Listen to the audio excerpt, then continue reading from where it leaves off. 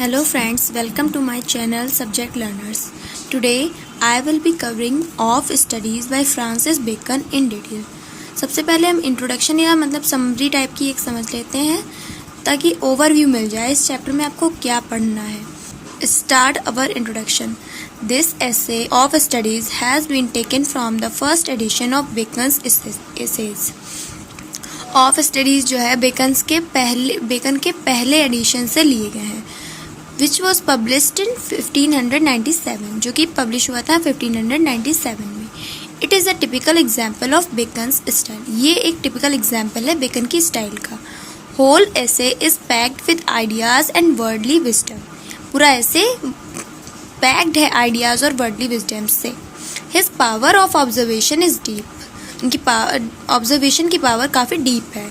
He has discussed every aspect of the matter. इन्होंने सारे aspect दिखाए हैं स्टडीज़ के. मैटर मतलब यहाँ पे स्टडीज़ की बात हुई है ना, इसलिए बोला.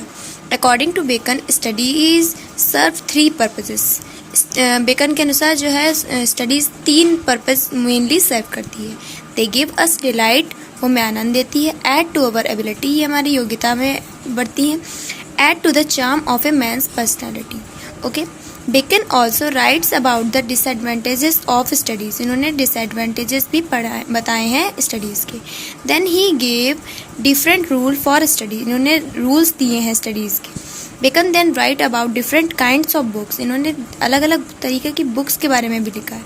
दे should be read in different ways, like some to read hurriedly, some to be read thoroughly and others to be read in summaries.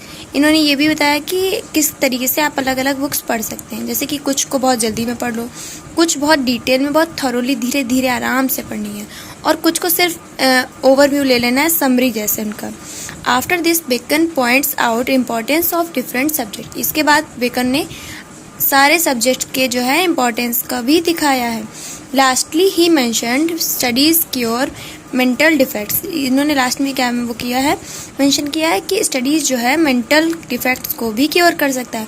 और फिजिकल एक्सरसाइज क्या किसको क्योर कर सकती है?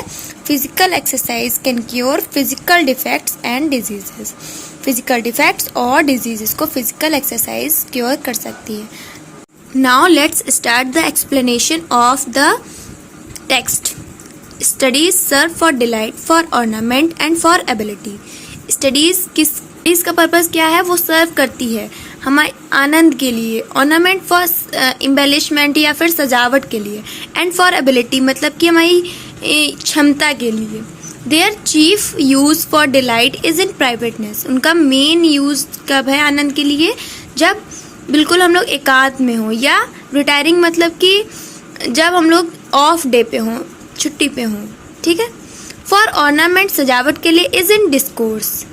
सजावट के लिए कब है? जब हम लोग कोई भी कन्वर्सेशन कर रहे हैं. एंड फॉर एबिलिटी क्षमता के लिए कब है? Is in the judgment and disposition of business. क्षमता के लिए कब है? जब कोई भी हमको जजमेंट करना है या कोई भी डिसीजन लेना है बिजनेस से रिलेटेड. मतलब बिजनेस का मतलब यहाँ पे कोई व्यापार से नहीं बोल रहे हैं, कोई भी काम से, कोई भी बात से लेके जब कोई जजमेंट करना है तो हमारी क्षमता, मानसिक क्षमता काम आती है. For expert man can execute and perhaps जज of particulars one by one. यहाँ पे बेकन क्या कर रहे हैं? डिफरेंस बता रहे हैं प्रैक्टिकल नॉलेज होने में किसी चीज़ की और जनरल नॉलेज होने में. बेकन बोल रहे हैं कि एक्सपर्ट मैन के पास ज़्यादा एक्सपीरियंस होता है और वो ज़्यादा स्किलफुल होते हैं, but in a particular matters, वो कुछ ही मैटर्स में स्किलफुल होते हैं और ज़्यादा अच्छे होते हैं.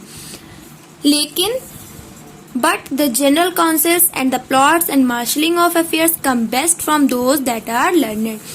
जबकि वो लोग जिनके पास जनरल एजुकेशन होती है वो अच्छी एडवाइस दे सकते हैं, वो अच्छे प्लान्स बना सकते हैं. मार्शलिंग ऑफ अफेयर्स का मतलब systematic arrangement of matters, systematic arrangement of affairs. तो वो सबसे अच्छे कहाँ से आते हैं? उन लोग से अच्छे आते हैं जो कि लर्नेड है, यानी कि स्कॉलर्स हैं, जो सीख रहे हैं. जो एक्सपर्ट हैं वो तो किसी एक पर्टिकुलर मैटर में एक्सपर्ट है ना, और जो सीख रहे हैं उनको तो सब चीज़ें समझनी है. तो वो ये सारी चीज़ें सबसे अच्छी कहाँ से आती हैं? उन्हीं स्कॉलर्स से आती हैं, ना कि किसी एक्सपर्ट मैन से. Okay. spend too much time in study is sloth. To use them too much for ornament is affectation. To make judgment wholly by their rules is the humor of a scholar. यहाँ पे bacon जो है disadvantages बता रहे हैं studies के. क्या बोल रहे हैं? To spend too much time in studies is sloth. हद से ज्यादा टाइम देना स्टडीज को क्या है? लेजीनेस है. To use them too much for ornament is affectation. बहुत ज्यादा यूज करना किसी चीज को सजान मतलब अपनी बातचीत को बढ़ा चढ़ा के बोलने में या सजावट करके बोलने में क्या है? अफेक्टेशन है, मतलब आर्टिफिशियल है, मतलब वो चीज जो है आपकी आर्टिफिशियलिटी दिखाती है. To make judgment wholly by their rules is the humour of a scholar. पूरी तरीके से डिसीजन लेना किसी चीज के लिए स्टडीज के रूल्स पे, वो क्या है? ह्यूमर, हास्य है स्कॉलर का. किसी भी चीज को, किसी स्टेटमेंट को पूरी तरीके से जैसा का तैसा ही लेना ह्यूमर है स्कॉलर का. Okay, in the next line, they perfect nature and are perfected by experience. Means they perfect nature का मतलब यहाँ पे स्टडीज परफेक्ट करती है नेचुरल एबिलिटीज को, और खुद कैसे परफेक्ट होती है? एक्सपीरियंस के द्वारा. For natural abilities are like natural plants that need pruning by studies. And for natural abilities are like natural plants that need pruning by studies. Means pruning का मतलब ट्रिमिंग चाहिए. ठीक है, नेचुरल एबिलिटीज, नेचुरल प्लांट्स जिनको trimming चाहिए. It means just as plant need pruning or trimming for their natural growth, in the same way our natural abilities also need pruning by studies if they are not allied with experience, जो कि bounded ना हो experience से.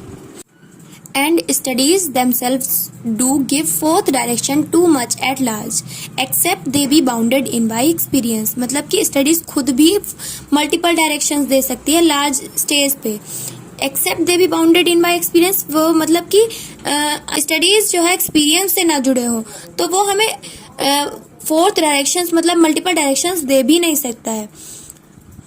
Experience ही जो है इसको multiple directions देते हैं स्टडीज को. ठीक है, read not to contradict and confuse, not to believe and take for granted, not to find talk and discuss but to weigh and consider. Bacon क्या कह रहे हैं? रीड नॉट टू कॉन्ट्राडिक्ट, मतलब कॉन्ट्राडिक्ट का मतलब अपोज करने, इसलिए मत पढ़ो कि किसी को अपोज कर सको. एंड कंफ्यूज मतलब कि किसी को गलत प्रूफ करने के लिए, इसलिए मत पढ़ो कि किसी को अपोज करने के लिए या किसी को गलत प्रूफ करने के लिए. Not to believe and take for granted, ना ही इसलिए पढ़ो कि तुरंत ही किसी ने कुछ बोला और मान लिया और जैसा बोला वैसा ही आपने मान लिया. Not to find talk and discourse, ना इसलिए पढ़ो कि कोई भी प्रवचन दो, कोई भी बात बढ़ाओ उससे. But to weigh and consider, खुद से सोचो, जानो और उसके बाद ही कोई भी जजमेंट करो. ट्रू एम क्या होना चाहिए हमारी स्टडीज का? We should read them in order to think over the ideas given in them and then we should जज their value before arriving to any conclusion. Okay, reading maketh a full man, conference a ready man, and writing an exact man. Means यहाँ पे bacon क्या बोल रहे हैं? Means reading से क्या होता है? माइंड डेवलप होता है और वो सारी इंफॉर्मेशन से जो है फील्ड हो जाता है. इस वजह से क्या होता है कि वो एक फुल मैन बन जाता है.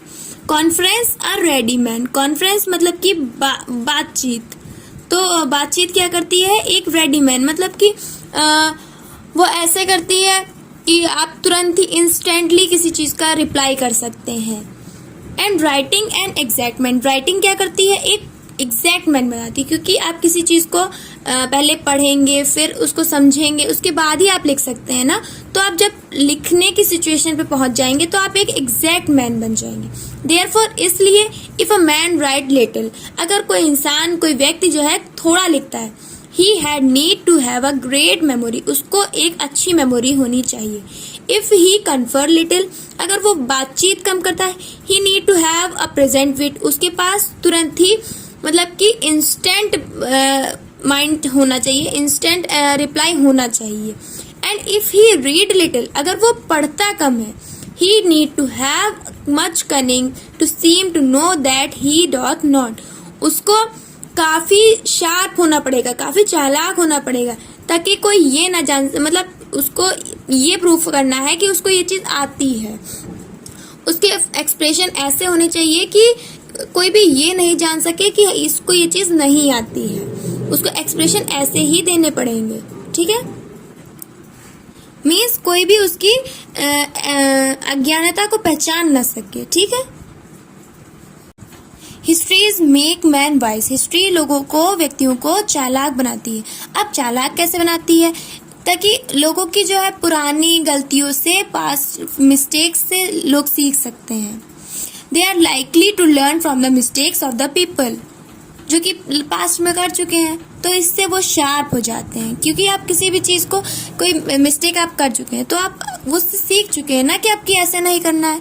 इसलिए हिस्ट्रीज जो है लोगों को चालाक बनाती हैं। Poets witty, poets witty, poets मतलब यहाँ पे लिटरेचर या लैंग्वेज की बात करते हैं। अब लिटरेचर और लैंग्वेज क्या बनाती है?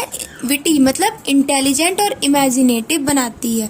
आप किसी भी स्टोरी के बारे में सोच के ही तो समझते हैं, तो वैसे इमेजिनेशन के थ्रू समझते हैं, तो आपको इंटेलिजेंट और इमेजिनेटिव बनाती है। द मैथमेटिक्स सटल, सटल से क्या मतलब है? बिल्कुल माइन्यूट सी मिस्टेक्स को भी वो समझ सकता है मैथमेटिक्स जो पढ़ता है।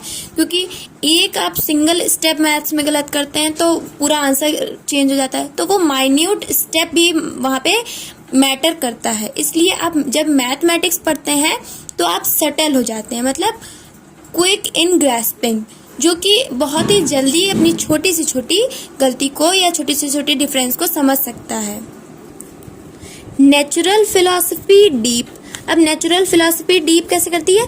वो आस पास के अपने इन्वायरमेंट, अपनी सराउंडिंग्स को जो है बहुत डीपली उसकी इंफॉर्मेशन होती है। मोरल ग्रेव मतलब कि, मोरल ग्रेव से क्या मतलब है? मोरल साइंस मतलब कि साइंस क्या करती है? सीरियसनेस लाती है हम लोग के अंदर। Logic and rhetoric able to contend मतलब कि तर्क शास्त्र क्या करता है? हम लोग के अंदर डिबेट के हम लोग को एबिलिटी देता है। हम लोग किस चीज़ के लिए एबल हो सकते हैं? डिबेट करने के लिए एबल हो सकते हैं। अब लास्ट पैराग्राफ पढ़ते हैं। If his wit be not apt to distinguish और फाइंड डिफरेंस, अगर वो इसके लिए वो नहीं है, एबल नहीं है कि वो किस चीज़ में डिफरेंस कर सके या डिस्टिंग्विश दो चीज़ों में कर सके, तो let him study the school man. और दे आर सिमिनी सेक्टर्स मतलब कि वो लोग ऐसे लोग हैं जो नहीं बोलते बाल की खाल निकालने वाले, तो उनको स्कूल मैन पढ़ने दो तक, क्योंकि जब वो बाल की खाल निकालेंगे तो वो छोटे छोटे डिफरेंसेस को भी समझेंगे और उन चीज़ों में डिफरेंस कर पाएंगे, डिस्टिंग्विश कर पाएंगे। And that's all for of studies. Thanks for watching, hope you like the video.